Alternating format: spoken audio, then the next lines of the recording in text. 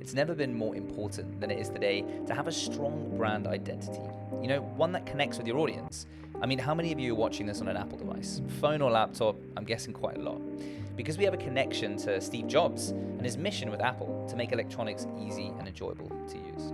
So in this episode, I wanted to take you behind one of the most renowned branding and creative agencies in Spain, Morillas. Some 60 years ago, their founder was one of the first people to introduce graphic design into the marketing mix. And today, they work with some of the world's biggest brands, and increasingly so with startups.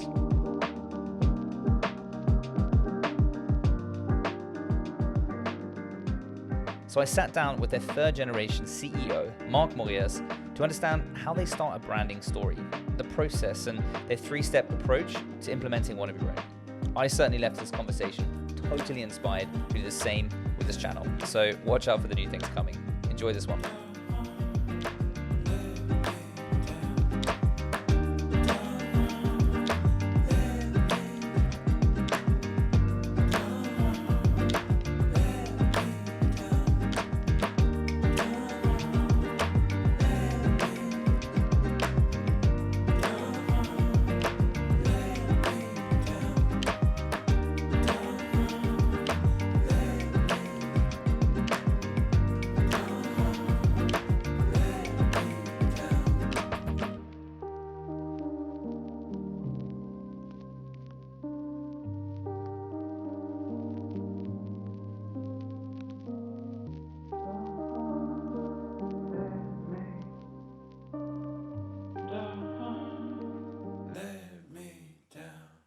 Branding is so important. You guys have made a business of it for 60 years.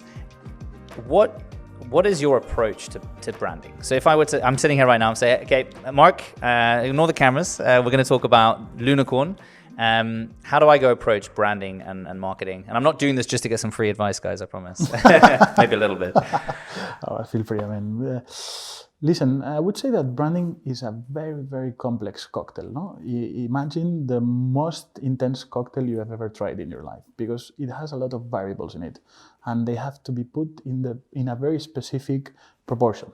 Because if you take one ingredient and you overexpose it, everything gets bad, no?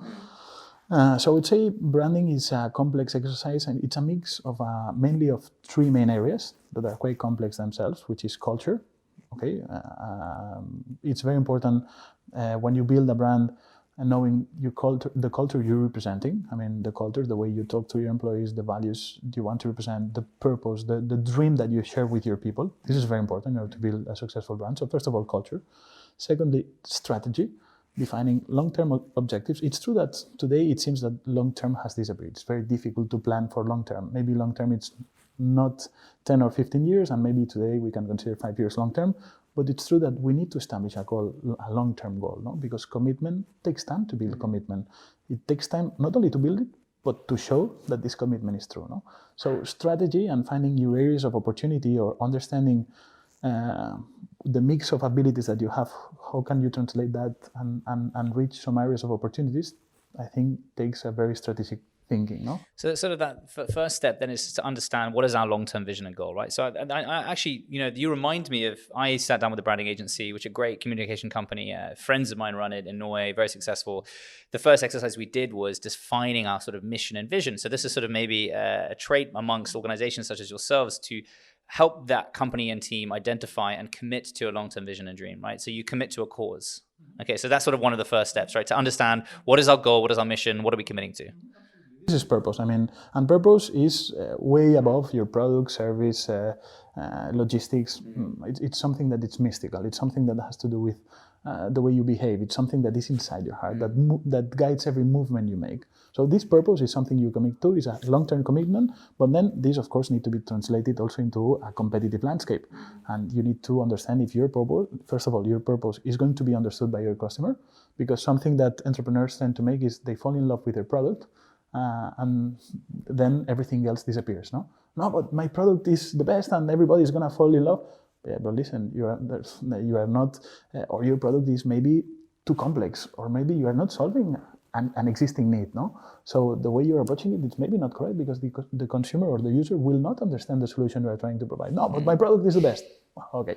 Well, what would you tell to an entrepreneur if they were sitting here right now, and no, but Mark, it is the best. It is the best. I mean, how would you communicate to them to convince them in their own ideas that, what would you do? Would you support their idea and just try to shape it to the market, or how would you approach that? Well, normally, first of all, I would say that constructive criticism is very important. Try to avoid falling in love with your idea or your product, because whenever you do strong statements or you pursue very committing dreams, I mean, there's always something that you are missing out.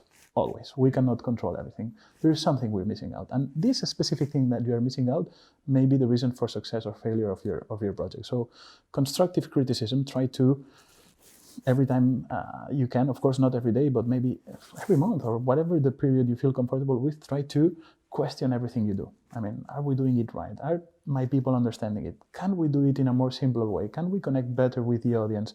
Is the audience understanding my message? We can see that today with different analytical tools, no? So try to question everything from time to time. I think this is something very good, no? Because here we do almost 600 projects a year, and we learn a lot of things from a lot of people and a lot of projects, no? But entrepreneurs, they tend to fall in love. They tend to be blinded by their own projects, and I think this is the main reason for failure, because you stop listening to your consumers, you stop connecting with your audience, because product feature, MVP. The VC is pushing from above, no? Yeah, push out these new features. Why are we not? They did it. Why, looking at the competitive landscape as opposed to looking at the customer need. And you end up with a car with square wheels, no? But listen, have you asked the consumer if he can use a car with square wheels? No, not at all. Yeah, but everybody was pushing for new features, and we did something new. Yeah, but you did something new. It's true, but it's not relevant for your audience, or you're dead. Because don't forget that the money is not, it's true that the primary money is coming from the VC, but you are building something to convince somebody to buy something from you, no? Is that how you look at branding and marketing? Is it convincing someone to purchase something? Or is it, convincing someone to buy into a vision, as you said, as well, a goal, right? What do you think of when you think of marketing and branding? Well, I think marketing and branding is going through structural change right now, because it's true that we have been, let's say, do I need to be politically correct? Do whatever you want. You got me trustful, no? Yeah. So we invested. I think marketeers, we have played a very important role of trying to trick the user or the consumer for the last 20 years. To trick. Yeah, to trick the consumer. Why? That's very candid of you to say that. It's very true, because we've seen how marketing, and we all seen The Social Dilemma, right? The movie on Netflix, and that is about how these platforms, they're not marketers, they're platforms for marketers to effectively engineer and trick the consumer using their subconscious traits and things like that against them, right? Well, I think this is a very important issue, but also I would say something that we tried to do was to convince the consumer that innovation was something easy. We tried to trick innovation also. We mistreated innovation. We in Spanish we say hemos prostituido la innovación, no? And I think this is something that we did that right now we are changing, because the consumer cannot be tricked any more, no? And this is a structural change. So the way I see it today, marketing and branding is not rather than convincing to buy the product from me rather than from your competitor, but trying to convince that my purpose is aligned with your life expectancy, with your life dreams, no? That we can create a strong bond together, that we can create something extraordinary together, no? And this is way more difficult, because it's not a feature battle. It's a long-term battle, because you need to show that you are strongly committed to your purpose, either when it's sunny or when you are going through a storm, no? And I think this is a strong change of pace in terms of the way that we used to do business from the marketing perspective, no? Because the thing that I just constantly come back to is how branding is so important to any startup business, whatever you're selling, sofas to iPhones, whatever it is, right? Branding. Apple, key example of that, right? A lot of the big brands we use, And I, for example, for one, have started to, in terms of my clothing and things that I wear, try to pivot towards brands that have some form of sustainable or impactful element to their, their product feature list, right? Whether it's all carbon neutral, you mentioned this Office is, for example, right? I know that a lot of companies in sort of the big FTSE 500 and 100 and NASDAQ and the biggest companies in the world are only exclusively doing business. For example, say a marketing agency, they put a tender out to a bunch of marketing companies, a $50 million a year retainer project or whatever, right? And one of their boxes to tick is how sustainable that organization is, right? So now we're seeing that companies are being sustainable and impactful through who they do business with, which means that there seems to be somewhat of a change in the industry today. So my question is, how important is, or what is important today in that brand story? Should all companies have a sustainable element to their branding mix? Or, because if everyone's starting to sell sustainable, surely then it just lowers the bar again, and then it, but is that a positive thing? I don't know. Well, I think the difference is not that if you are going to be sustainable or not, because I think companies that will not be sustainable will not exist. It's true as simple math. Just because we have objectives in order to survive as humanity, that or we respect that or we die. It's just that simple, no? The more important question is, first of all, why do you want to be sustainable, and the way that you are sustainable, no? And I think this is very important. Why is that? Because sustainability is going to become, of course, a commodity. It's true. It's just a feature. It's an attribute. Listen, are you harming the environment or not? It's an easy question, an easy answer. And of course, you can be the first comer, but everybody in the long term will have to do it. Will have to do it because of regulations. Will have to do it because, if not, for example, Gen Z, we are seeing that Gen Z are already discarding some options because they are not transparent enough or they are not sustainable enough. So you're going to lose your client base.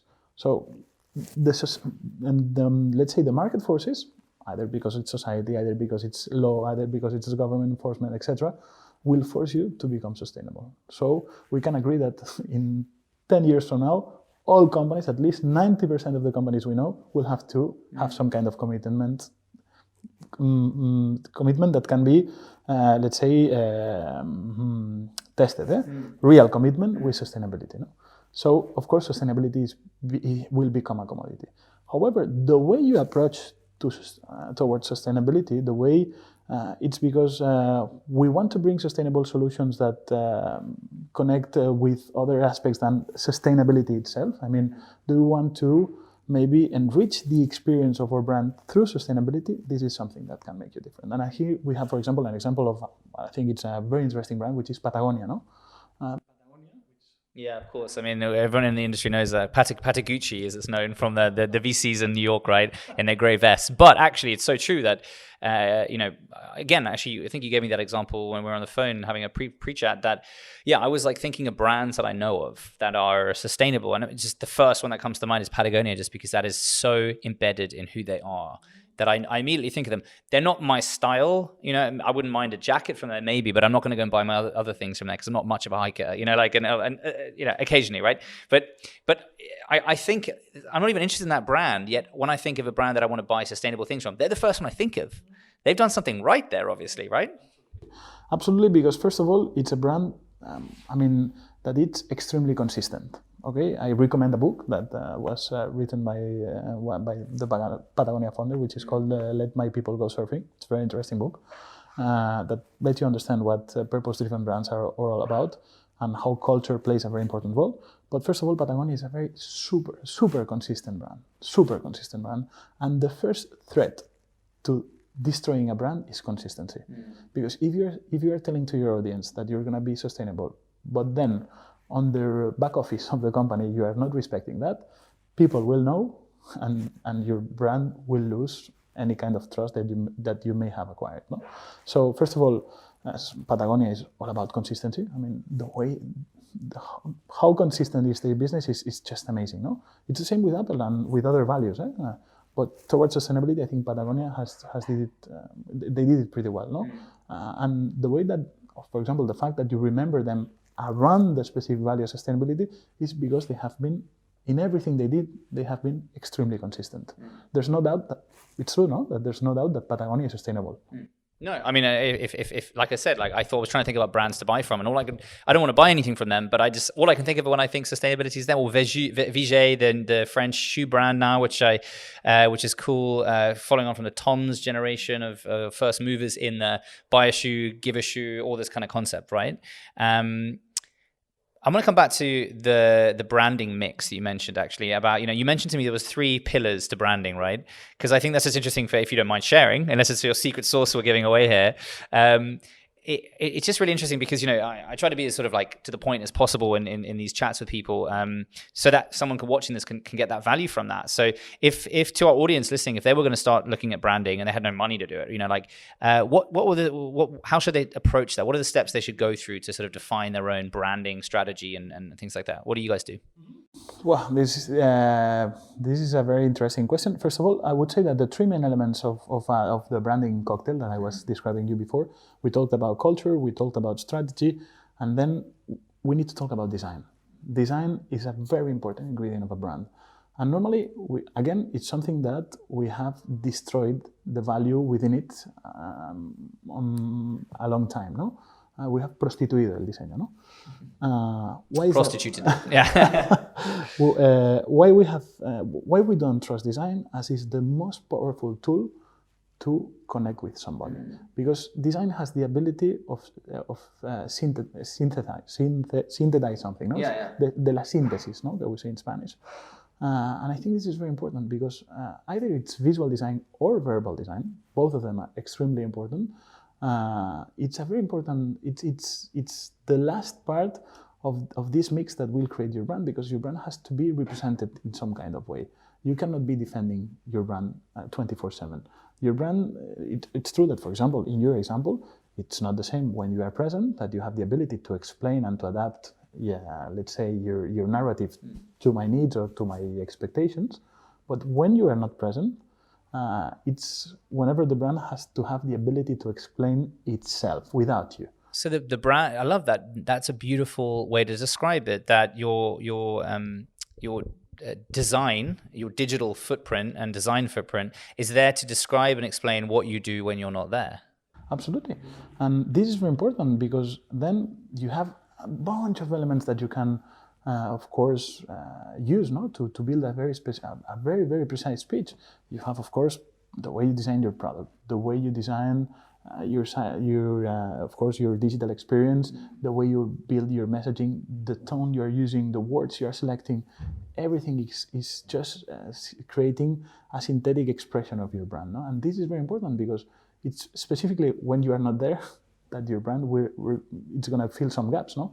So you just need to make sure that those gaps are the correct ones.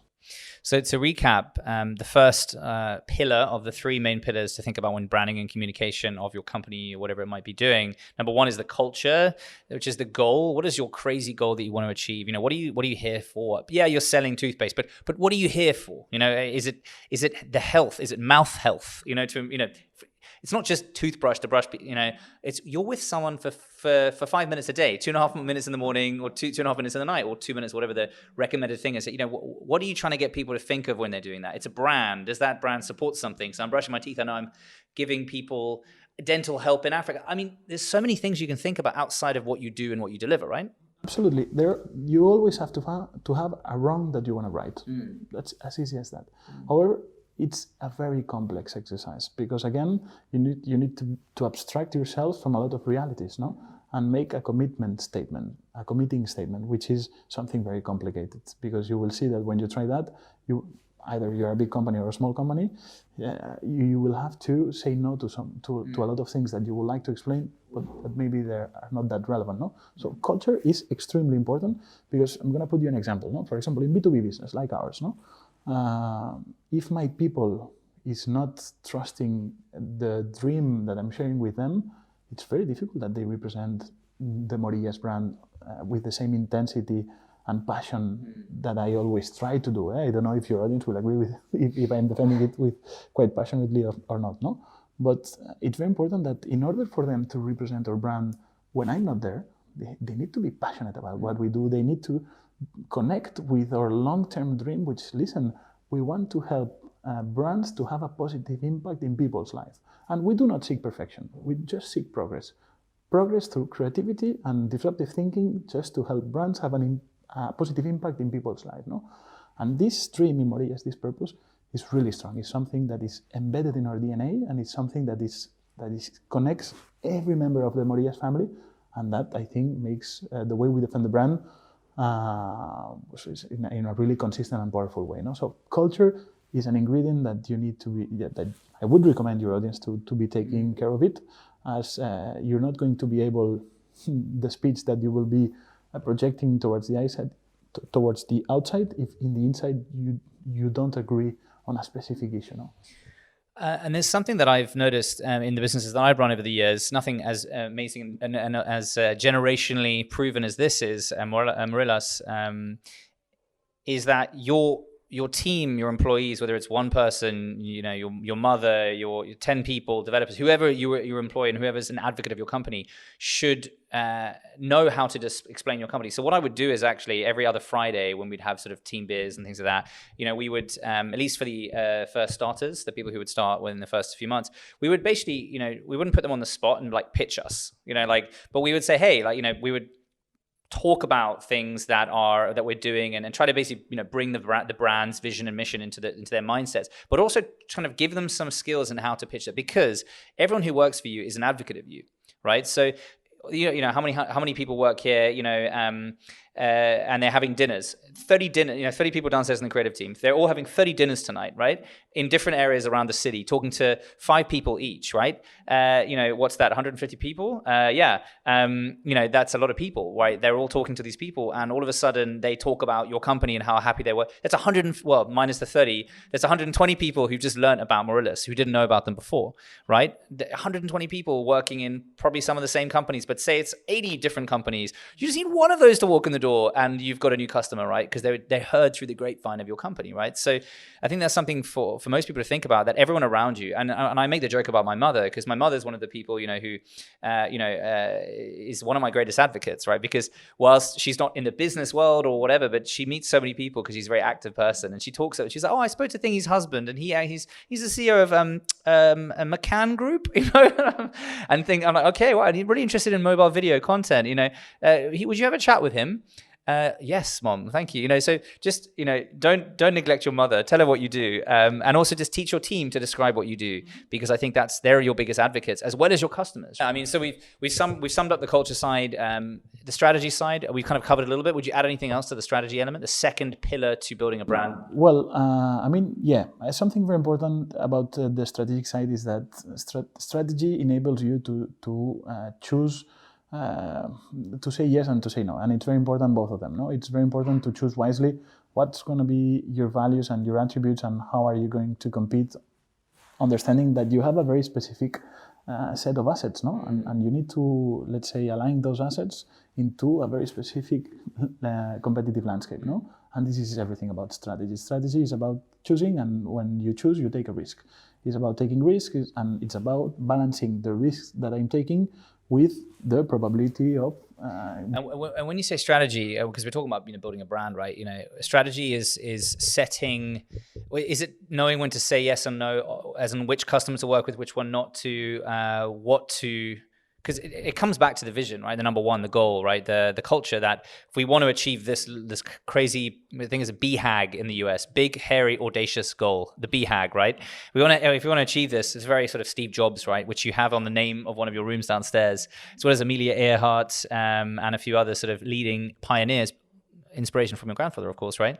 But if we want to be one of these pioneers, right, we need to know what to say no to and yes to, because I find it more often than not, and I'm guilty of this, and I've learned this through making mistakes on this, that, when you're an entrepreneur in an early stage specifically, you don't say no to anything because you're just grateful for either the business, even if it's free, you just want to get yourself out there, right? But it's okay to say no. And actually, I think once you learn the power of saying no, and obviously, how do you say no and what do you say no to? It's coming back to the culture, right? Coming back to that goal. Is it in line with what we want to do? This is you just mentioned one of the most important keys, I think, of successful brand, which is, again, consistency. It's not only okay to say no, it's very important to say no. because saying yes to something that is not aligned with your vision will destroy your brand, but in just a matter of seconds. And I think here Apple, it's a pristine example of a committed vision till he died. I mean, Steve Jobs was extremely committed to his vision. He was acid. He was very difficult to work with. It's true, whatever you want. But something that you cannot tell about him is that he wasn't consistent. He had his vision. He understood. His vision was simply expressed. I think he was brilliant in the way he expressed it. But I think it was perfectly connecting with their audience, with their consumers. So I think again, consistency. The way he said, "Listen, we are not competing in how fast can my computer be in comparison to other computers, but rather than how beautiful, no, and how simply to use is my computer, and it has to work like an appliance, no?" He said, and I think this is again is a perfect example of not saying yes to everything, no, which I think it's a very important thread of a lot of brands around. I was actually, I have a podcast called Breakfast with the CEO, which is actually focused on gender equality and diversity. It's for an organization called She Community. So, hey, listening and watching this, check that out too. But I interview CEOs, Nordic CEOs of the biggest top 100 companies, right? So I had a chat with one of them the other day, and he said that he's always inspired by Steve Jobs. He was very much on the extremist end of the spectrum, so he didn't follow him in every way, but he basically said, yeah, say no to everything. And what he meant by that was say no to everything other than your vision. And you just actually completed the circuit here because I've heard it from someone else in a different narrative. Okay, so that's interesting though. I really like that. So hey, listening to this, guys, think about it. So you've done your first step. You've just decided on your vision, your mission, your unfaltering goal. You know now what to say yes and no to, right? And now you got to, as you mentioned, the third point is the design. Like how do you communicate your organization, your vision, your mission, your strategy when you're not there, right? Absolutely. And I think we have I think design has to be interpreted from the emotional side. It's very important to connect through emotion. I mean, how successful brands are communicating. They are communicating for a part of the brain that is called the limbic system, which is the part of the brain that let's say interprets emotions. No, it's where emotions are born. Okay, you have then the frontal cortex, which is something very rational that can count things, that gives you let's say rational abilities, but that cannot translate emotions. The emotions are born within the limbic system. No. So design, it's a very interesting way of connecting with those emotions, because we as people tend to interpret different codes, both verbally and visually. And of course, in terms of sounds and everything connected to our senses are translated to very specific emotions that are born within our limbic system. No? And I think here design plays a very important role. I insist that design has not to be interpreted only from the graphic side, but you can have sound design, you have visual design, you have verbal design, you have experience design, etc., etc. Is that an interesting exercise to do when you're deciding on this branding strategy and things like that? So is it like if this company or this product was a person, what would they listen to? What would they wear? Which brands would they like to wear? And obviously, for some people for some founders, because they love the product, it's basically them, right? They are the product, and like Steve Jobs is the product, and things like that, right? But that's interesting actually to think about. Yeah, well, what is our audio representation or footprint? What is our visual? All these kind of things. I'm going to give you an example. Yeah. For example, whenever you have the Alexa, for example, your Alexa assistant on the table, you're going to maybe ask, listen, Alexa, I want this product. And the brand will have to answer how the brand will sound like. What's your favorite brand? Tell me about your favorite brand. Oh, that's a good question. I think my favorite brand right now, I'm a big fan of... So yeah, I've recently tried to get into like brands that have sustainable stories and things like that, right? And actually, yeah, I'll use that example because I need a pair of shoes. Veggie, I think they're called VEJYA, the French shoe brand with the V on it, right? That have become quite popular recently. They're a sustainable brand. Now, I didn't know too much about the brand other than I know that they were like the vegan shoe. 5 years ago, my girlfriend was wearing them because she's been vegan for 7 years or something, right? And yeah, exactly. And I was like, okay, I didn't know about the brand that much yet. I liked the style of the shoe, which is a good start. So I went online. I still don't own a pair, but I went online and I read the story, and it was a really interesting story. And like, you know, I believed and I bought into the story, the vision. Well, this is very important. Listen, here you are connecting with the verbal expression of the brand, and I think it's very important because, for example, when we are talking about verbal or voice expression, if you are talking about a brand that is following an archetype of, let's say, the caregiver, which is a personality archetype, no?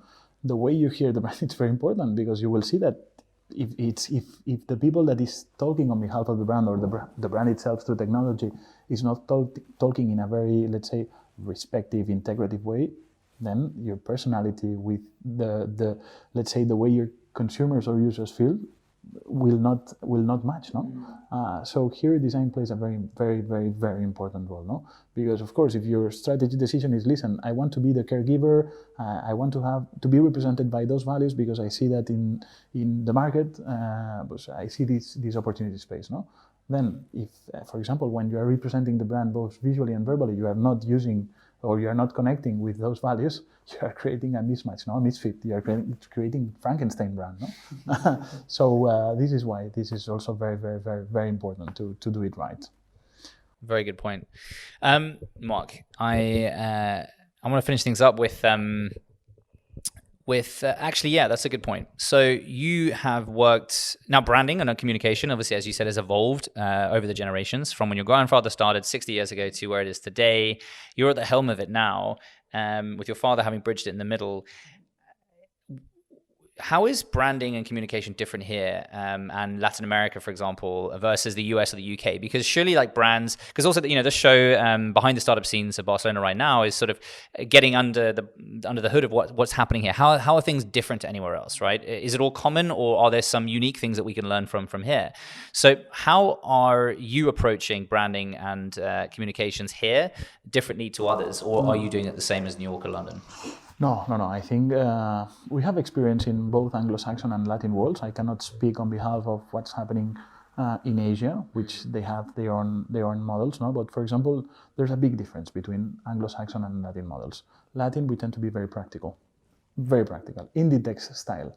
We try to push things just to have the results as quick as possible, to be able to test a really basic MVP and understand something and generate some fine-tuning over this prototype, but we want to constantly test against the market. We do not invest in huge strategic thinking process that can last for months and months. And this is, for example, what happens in the Anglo-Saxon side. No? In the Anglo-Saxon side, nothing is done if it's not perfectly strategically defined. No? If we haven't invested a lot of time in understanding the process, how the consumer approach this category, what are areas of opportunities, but in a really deep way, nothing is done. No? So, and we see a clash in that sense. No? For example, when we see British, American agencies, which are, of course, the ones that invented the game, go to the Latin side, sometimes they are caught in surprise, no? Because the client, listen, cut the bullshit. We cannot spend 8 months trying to understand the sex of angels, no? Yeah. We need to get shit done, no? So quite a specific comment, the sex of angels. I like that. Maybe working on something, huh? Victoria's Secret, maybe. I don't know. I thought they went bankrupt, actually. Sorry for that, because this is a very Spanish expression, and sorry it's a Spanish expression. Discutir del sexo de los ángeles, which mean very complex discussions and debates with no the sexes of angels. I love that. That's brilliant. So very Spanish saying. So also sorry to your audience, which probably is I think there are a lot of Spanish people who would be interested in this English specifically. Is not my mother tongue, so yeah. We'll put subtitles. yeah. No need. Your eloquence. That's good. Thank you very much. So I think, for example, Latin world tends to be absolutely more practical, and they want to test quick, and they do not mind in correcting a prototype from specific learnings that come from specific market launch. No, that doesn't mean we do not invest in strategic thinking, but we tend to be very efficient in the branding streamline. No? In the other side, in the Anglo-Saxon world, they put a lot of effort in the strategic side, so they are very precise of what they launch and what they don't. No, I wouldn't say that a system is better than the other. It's just that they are two different ways of thinking and different markets. No, Of course, the Latin system is used to work on poorer countries, no?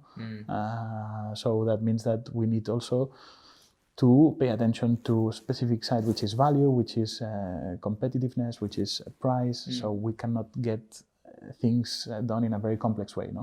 Which is not the case of the Anglo-Saxon side, no? 2 last questions. Absolutely. What is your favorite brand?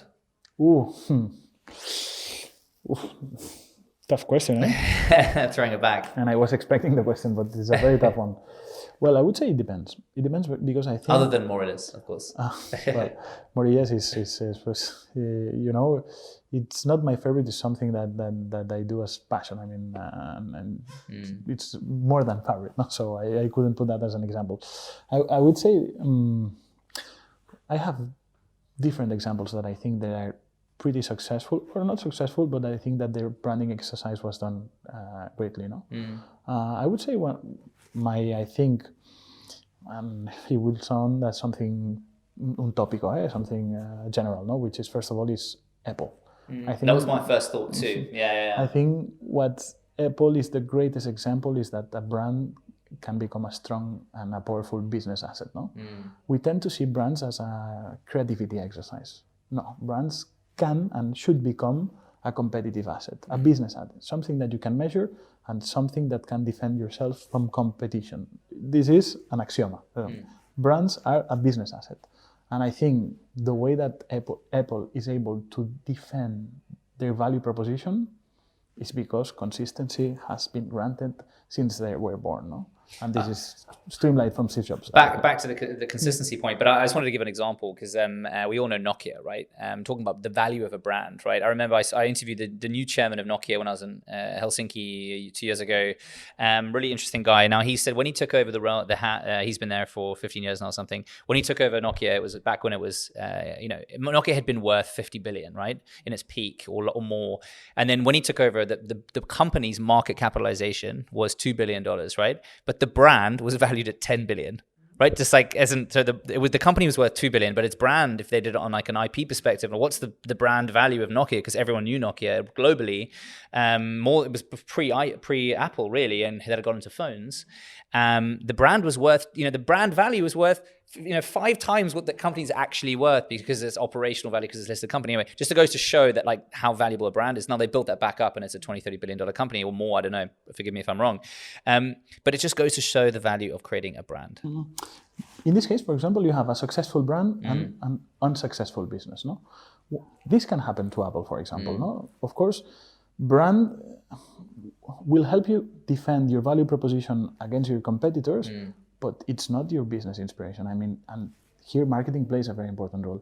If you are disconnecting from, for example, a technological evolution that it's serving your customer better than you are doing it, you have a business problem. Okay, and brand will help you, for example, give you more time to think of a solution. Okay, Nokia had the solution to come up with a smartphone, but they didn't think that this was something maybe that was going to be relevant for their customers, no? Because they think that their system was, or maybe their product or whatever, no? Maybe they were in love with their product, no? But this is something that brand will give you time, but brand is not the answer only. You need to make sure that, again, you are offering the best of yourself to your user. If you have a new solution or a new technology that is solving or closing the gap in how the user feels that this is answering to their primary needs, then you have a problem. And here brand will not help you. A strong brand will give you more time. No? For example, if a lot of analysts in Wall Street, and you know this world better than me, know, they tend to predict that Apple will see the end of its days soon, no? Because iPhone is losing. Losing sales now. I mean, how many cameras can they put on the end of the back of the phone now? They try. Yeah, exactly. Yeah. It's true. It can happen. And of course, here the brand will maybe give Apple more time, no? But this is a technology. This is the way that the product is fitting the needs of the consumer, no? Rather than how the brand is expressing the positioning of Apple, no? So this can happen. Here, what companies can do is making sure that they do not get comfortable and they do not think that they are gods and that their brand will, let's say, survive everyone, no? you can have successful brands with unsuccessful businesses. It's just a matter of, listen, the most important part here is the way you serve your customers. If somebody comes and is serving your customers better than you can have the strongest brand in the world that you're going to die. Another axioma, no? Or statement. Exactly. Yeah. Last question. Sorry, I'm taking so much of your time. This is wonderful. I wanted to give you another example of one of my Please. favorite brands, which I think it's very interesting, no? Which is Airbnb. No? I think Airbnb has been brilliant in their branding exercise because the way they build a great business that is built on emotion. No? For example, if I would propose you, listen, Matt, let's go together to Lisbon. No? Let's go to Lisbon together, sorry. And let's try to make a reservation for an apartment. No, I would like to ask you, what do you prefer, Airbnb or Booking.com? What would you say? Airbnb. The user experience, I think, and just and not even just the product, actually, because I know I can get apartment hotels on Booking.com, but just purely the user experience, and I think it's that. Listen, Airbnb, I think they are brilliant. I admire them. I think they could play as one of my favorite brands. Why is that so? Because they are lateral thinkers. They took something very transactional and they transformed it to something extremely emotional. Something transactional is, listen, I need a bed to sleep and a table to take my breakfast. No? Bed and breakfast, which is something very rational. No? Booking is very rational. No, listen, I'm offering you the ability to choose from a lot of options, but it's something that is based on a transactional level. No?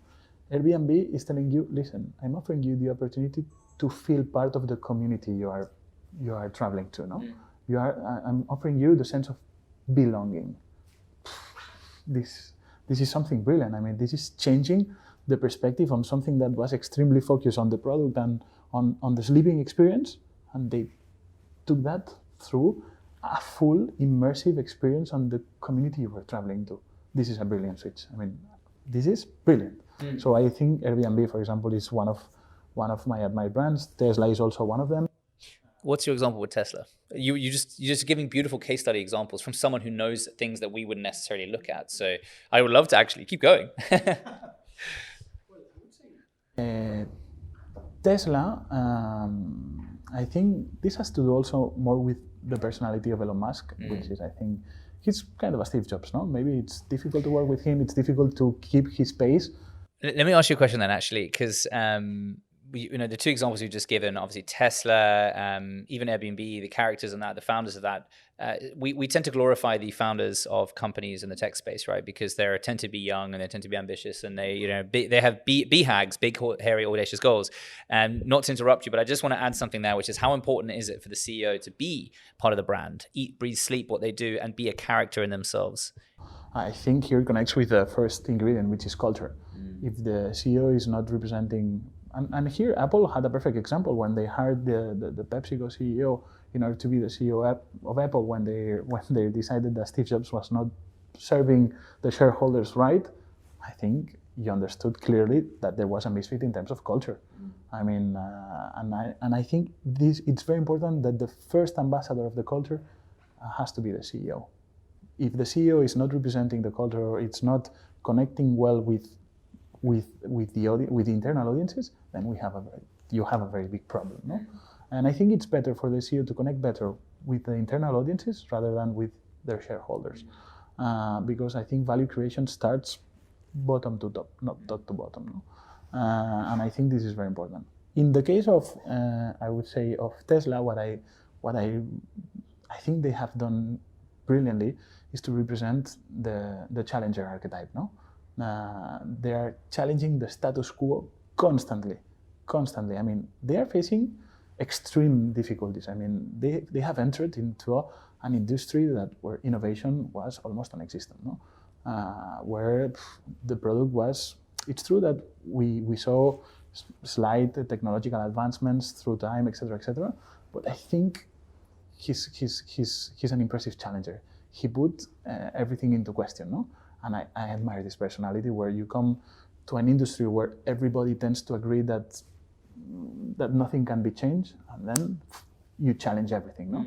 And this personality that you can read and you can feel along the Tesla experience, I think it's great. It's something that shows bravery. It's something that shows, again, someone that is more worried about the way we serve the customer rather than how we serve stakeholders or shareholders or financial analysts. So there's something I'm picking up on here. It's about which archetype are you picking for your organization, and then you market yourself based on that archetype. Are you the hero? Are you the challenger? What other archetypes are there? We have 12 archetypes. We have, for example, Chanel is the representative of the lover archetype, no? The lover archetype, which is very specific to Chanel. No? We have the caregiver. We have the ruler. No? We have, for example, in utilities, British Petroleum is the ruler. Used to be the ruler. No. So you have very specific archetypes that represents specific personalities. That it's an interesting strategy of expressing your brand. You gave me an idea there, and which is there's another brand that actually I should have said when you said what's my favorite brand, but it just front of mind is Oatly. The oat milk company, right, which is a Swedish oat milk company, right? I listened to a podcast, the Slush podcast, Soaked by Slush, really interesting podcast, Slush, the tech conference in Helsinki, actually. And they interviewed one of the founders and creative director. Now, this guy, I forget his name now, he basically spoke about how the company for 20 years, up until the last 5 years ago, it's been a 25-year-old company. People don't realize that. They think it's like a brand new startup, but it's not. It just basically is a brand new marketed company. They were making oat milk, right, which is the most, he said, it's like the unsexiest thing. Like 20 years ago, the only people who drank oat milk were people with allergies, like serious allergies, trying to find ways to make their life better, right? Because it wasn't sexy, it wasn't popular. And they were marketing themselves as a supplement to milk, right? And he said, no, they realized that their product is a sustainability product. So they changed their entire packaging and branding to be the go-to sustainable choice for people who want to put a milk, and the go-to sustainable choice for baristas that wanted a milk-like substance to make coffees and cappuccinos and frappes, all that stuff, right? And that completely changed the game. The second they did that, they are, they've got 150 million in sales, venture funded. I think they just sold the majority stake to a private equity fund. So that's going to take them, they're going to be sold to like a Kraft or some big company, right? It comes down to how they were communicated in the brand. They realized we're a sustainability company. We're not a oat milk supplement to milk company. This is a sustainable option, and then bang. And this, Matt, is something that I would like maybe your audience could take this small idea from this interview. Listen, we heard a Spanish guy that cannot speak English in a very good manner, blah, blah, blah. But the most important idea that I would like your audience to take over from this interview is, listen, hire people who help you switch perspectives. It's very important. And I take this idea from one example, which is Bertrand Piccard, which is the guy that flew around the world in the Solar Impulse. The Solar Impulse was the first electric plane ever, who was charged with solar energy.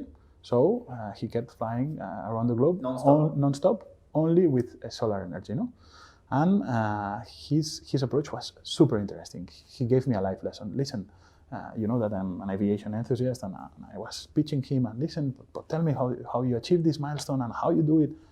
Listen, it's very easy.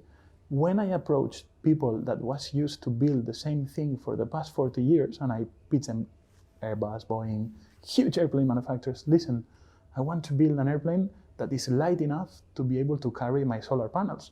So the airplane has to be in fiber. The answer that he got from the industry was, this is not possible. The same answer from a lot of people that was used to do the same thing for years and years was, this is not possible. So he switched perspective and he went, listen, okay, I know perfectly that my airplane has to be built in fiber. Who is specialist in fiber? Well, people who is building boats. So he went to people that were building boats. Listen, you are a specialist in fiber. If we hire someone that can help us with aviation design, etc., can we build this airplane in fiber? Let's give it a try. Boom. And he achieved his milestone. So it's very important that, for example, when someday you will be asking yourself, listen, I need to hire a general manager, I need to hire a marketeer, I need to hire an agency. Would you hire someone that has been working for the category for the last 40 years? Or would you hire somebody from a totally different category? What would you pick? I mean, for instance, you would think you would hire someone from the 40 years of experience in the category, right? Mm-hmm. Experience is very important, but if you're operating in a very mature market, you need a change of perspective. Always hire somebody that can shake yourself and help you change the perspective, the way you market things. If you do that, you'll be able to do what Airbnb has done, what Oatly has done, what Patagonia has done, where the product doesn't matter. It's the way you sell the product that really matters. I think that's the perfect way to finish. Marc Morillas, Morelos Brands, amazing company here in Barcelona. Thank you so much. Thanks so much for watching. I hope you got some value out of this episode. It's a topic that I find is not too often spoken about, branding and design. So I certainly left this conversation totally inspired. Thanks for watching. I'll see you in the next episode.